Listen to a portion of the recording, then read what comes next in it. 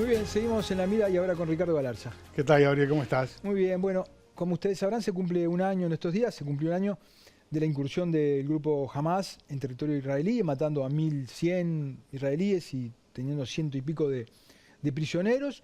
Desde allí se desencadenaron las cosas.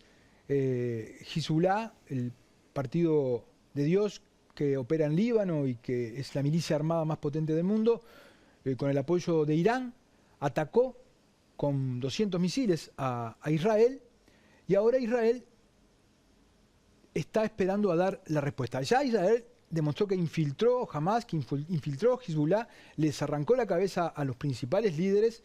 Hay, según las informaciones internacionales, mucha confusión en esas guerrillas, y ahora le toca el turno de responder a Israel, ¿no?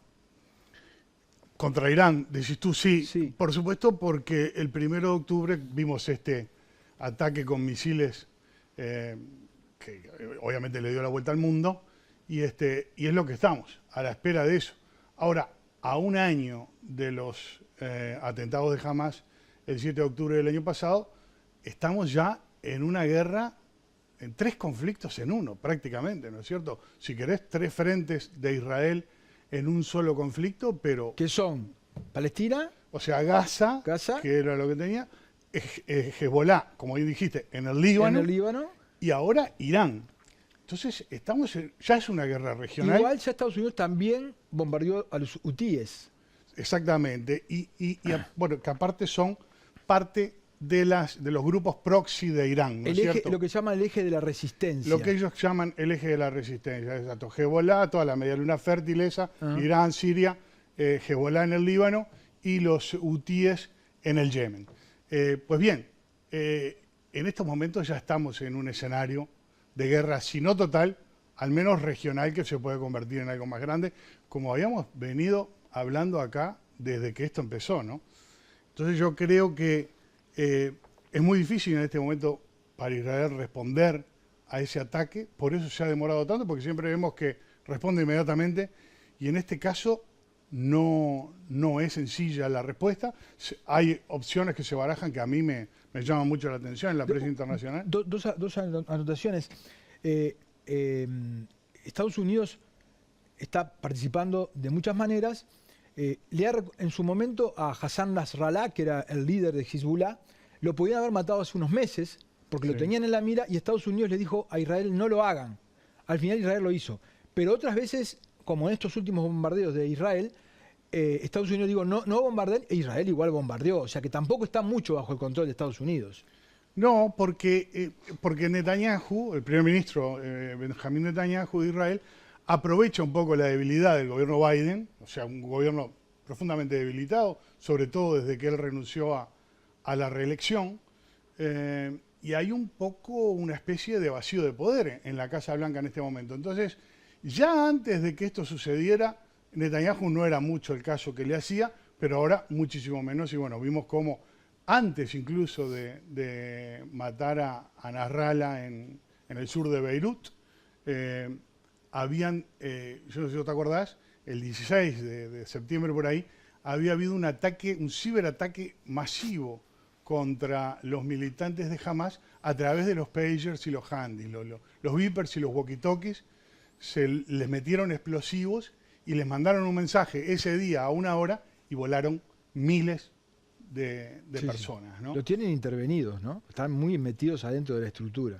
Lo que tiene Israel es primero una gran tecnología que además apoyada con la de Estados Unidos con el famoso ISR, que es Intelligence, Surveillance and Reconnaissance, o sea, inteligencia, vigilancia y reconocimiento. Esto es básicamente, esto último digo, es un tema de geolocalización satelital que Estados Unidos tiene todo el planeta cubierto. Se pueden meter acá... Vos lees las acciones, he leído acciones que cometidas hace unos años, y te las cuentan en una película y decís, estás exagerando, ¿no? Es increíble el nivel de tecnología que tienen, ¿no? Es impresionante. A mí realmente eso de los beepers no me llamó tanto la atención como algunos asesinatos que han habido que al tipo le cae... Por ejemplo, lo del general Soleimani, el iraní, en 2020, cuando iba saliendo del aeropuerto de Bagdad en el auto, no sé qué, boom, le cayó un dron y Mucha gente, a ver, explícame esto, mucha gente dice, bueno, pero Israel ya ganó la guerra de los 6 días, la guerra de Yom Kippur, le ganó a todos los países árabes, ¿no?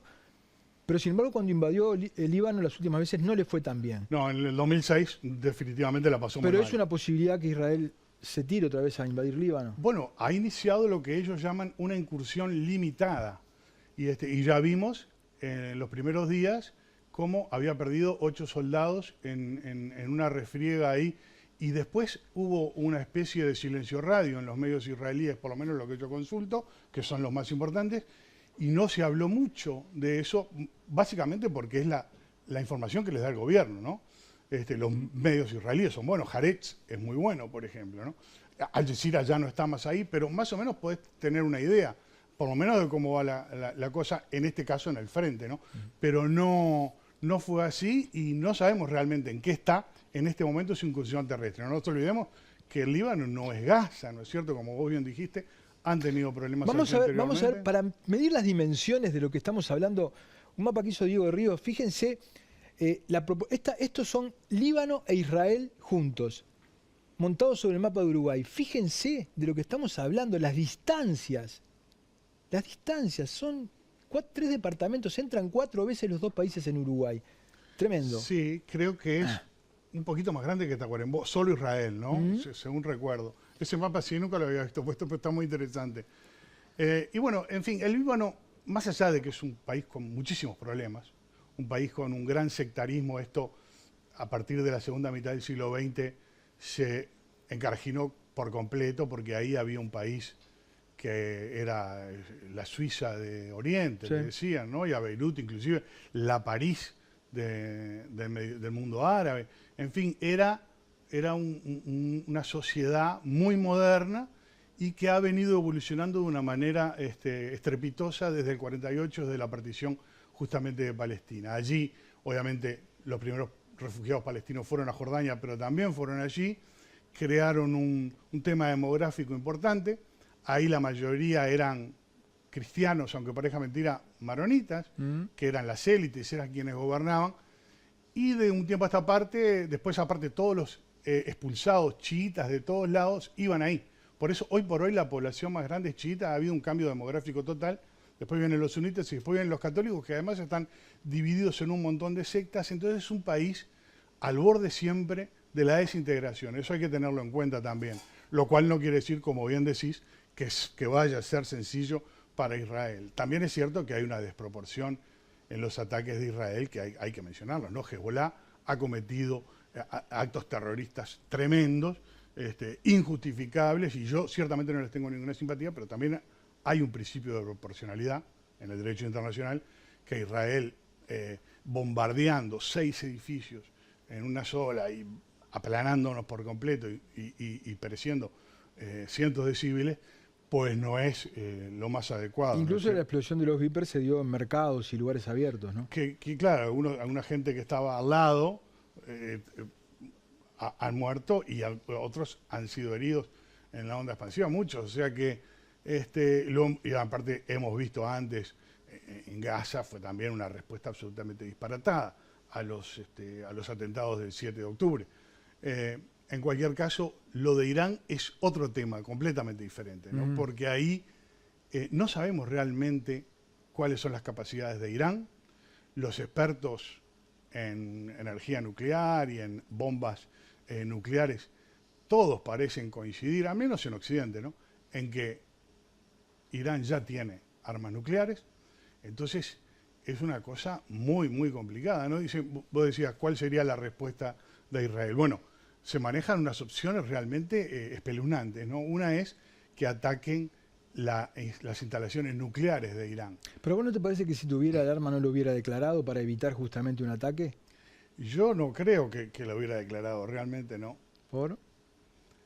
Israel tiene armas que no ha declarado tampoco, ¿no? Pero se sabe que es una potencia nuclear. Sí, exactamente. Y vos escuchás a los técnicos desde hace 2 años diciendo que en 7 meses los iraníes van a tener el arma, en 3 meses los iraníes van a tener el arma. Están a poco de tener el arma.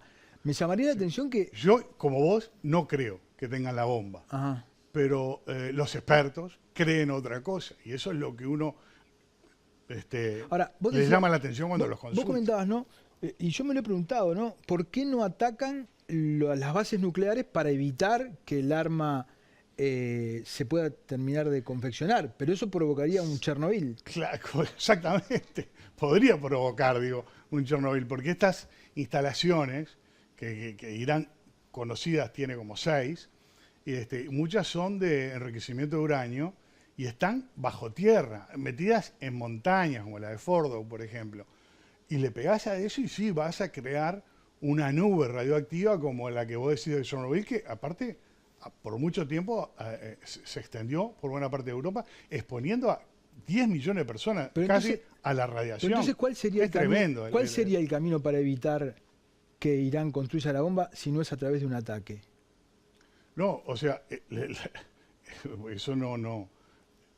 Para mí el ataque está totalmente fuera de la mesa, ¿me explico? O sea, es una cosa que no se debe discutir porque, o sea, atacar instalaciones nucleares es prácticamente un suicidio para toda la región. Pero entonces Irán va a terminar teniendo la bomba. No lo sabemos realmente porque puede pasar cualquier cosa. Entre las respuestas y las opciones de respuesta que le manejan a Israel, la otra es atacar las instalaciones petroleras. Eso sabemos que es otro disparate porque, bueno, por ahí tenemos un mapa, Ahora que es el primer mapa que tenemos. Y volvemos... Y derrocar al régimen... Esa es la tercera. Por eso te iba a hablar de la segunda, pero hablemos primero de la tercera, ya que vos decías. La tercera es derrocar al régimen.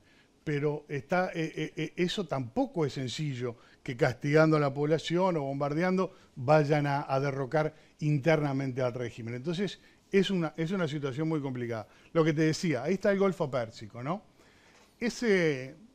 ¿Cómo se llama? El puntero ese rojo, sí. El geolocalizador que está ahí, esa es la isleta de Hark. Ahí tiene Irán concentra toda su infraestructura petrolera de exportación, ¿no es cierto? Y por ahí, si ves, viste que un poquito más acá, ahí está el estrecho de Hormuz. Y por ahí pasa, Gabriel, casi la tercera parte del petróleo mundial.